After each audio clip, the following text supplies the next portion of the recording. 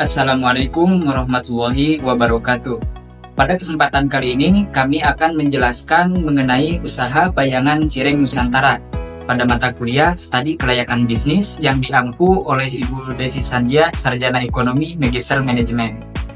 Pendiri Cireng Nusantara terdiri dari 4 orang, yaitu yang pertama Acep Ridwan, yang kedua saya sendiri Raffi Dermawan, yang ketiga Sarah Indriani, dan yang keempat Syifa Nursabila.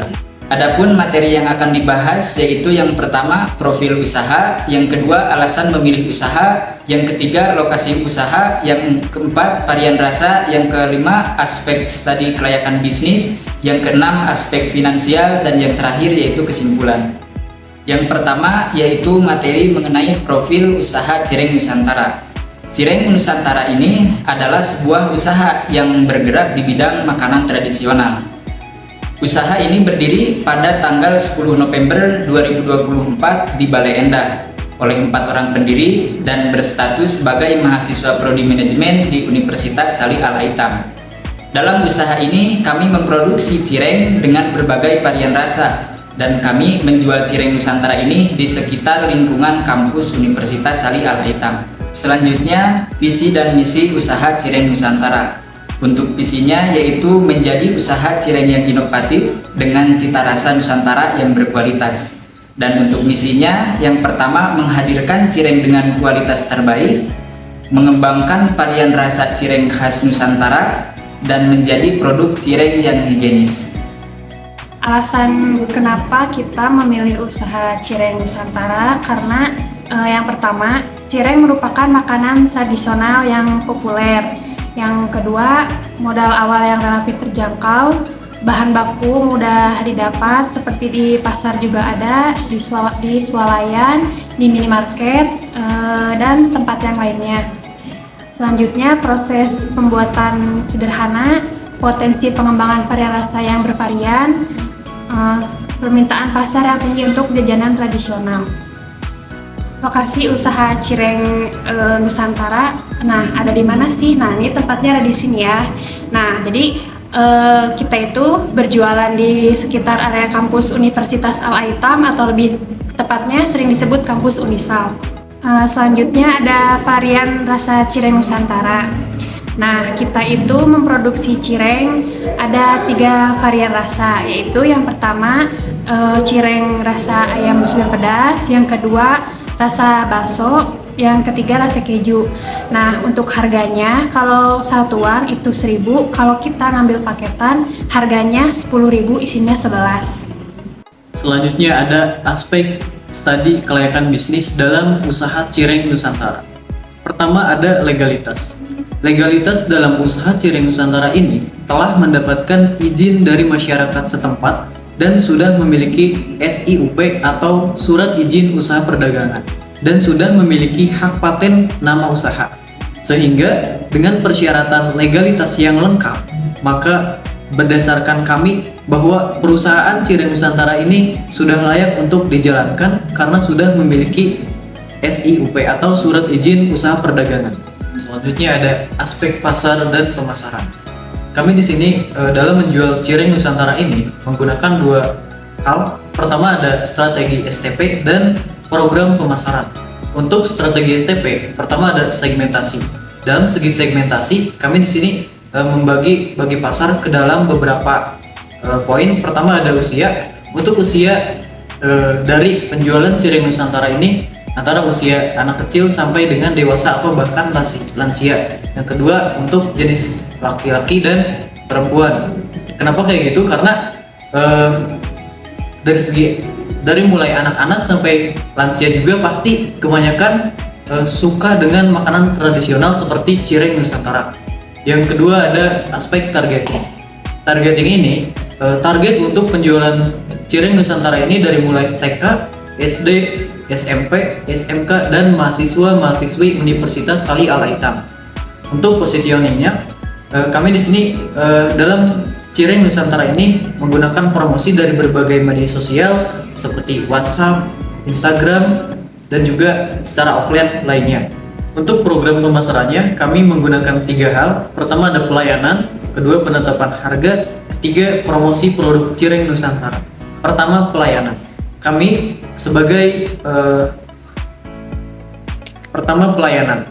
Kami melayani siapapun itu, konsumen dan dari manapun yang ingin dan mau membeli produk Cireng Nusantara, dan kami dari pihak usaha Cireng Nusantara akan memberikan pelayanan yang terbaik kepada konsumen.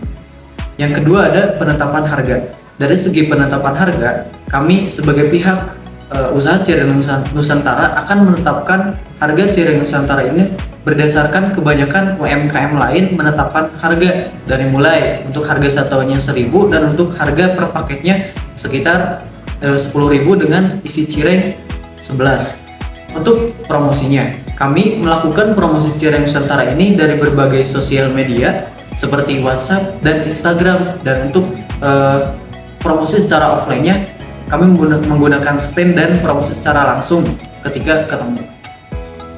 Ketiga ada aspek sumber daya manusia.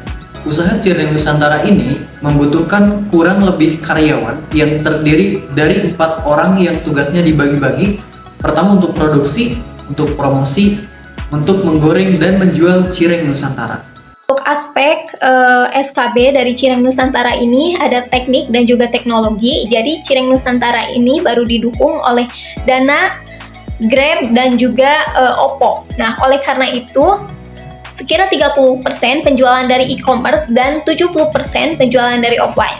Nah, untuk promo dari Cireng Nusantara ini kita akan adakan secara dadakan. Oleh karena itu sebagai pihak pengelola dari Cireng Nusantara ini seperti ketika ada peringatan hari-hari tertentu dan juga event-event tertentu. Untuk ekonomi dan sosial, usaha Cireng Nusantara ini akan lebih memfokuskan usahanya pada peningkatan penjualan setiap harinya dan melakukan branding atau promosi produk agar lebih dikenal oleh konsumen. Nah, Cireng Nusantara ini akan lebih berusaha agar tidak menggunakan lingkungan sekitar karena tempat usaha yang dibangun itu berupa stand atau bisa dibongkar pasang yang ada di sekitar kampus Unisal. Jadi untuk sistem penjualannya kita menggunakan stand agar bisa jualan di mana saja. Selanjutnya ada aspek finansial Cireng Nusantara. Sebelum kita memulai usaha Cireng Nusantara, tentunya kita harus mengetahui dulu apa saja peralatan yang akan dipakai. Yang pertama ada kompor gas 300.000, wajan 60.000, spatula 20.000, baskom 20.000, serok 20.000, gas 50.000, dan cetakan cireng 5.000. Jadi totalnya ada 475.000. Adapun bahan baku yang akan dipakai untuk pembuatan Cireng Nusantara, ada tepung tapioka dengan harga 15.000 per 1 kg, tepung terigu dengan harga 13.000 per 1 kg, bumbu-bumbu dengan harga 50.000, minyak goreng seharga 35.000 per 2 liter, ada poch 15.000 isi 50, ayam dada seharga 25.000 per setengah kilogram, bakso kecil dengan harga 15.000 isi 50, dan keju wincis 15.000 per 250 gram. Jadi totalnya 183.000.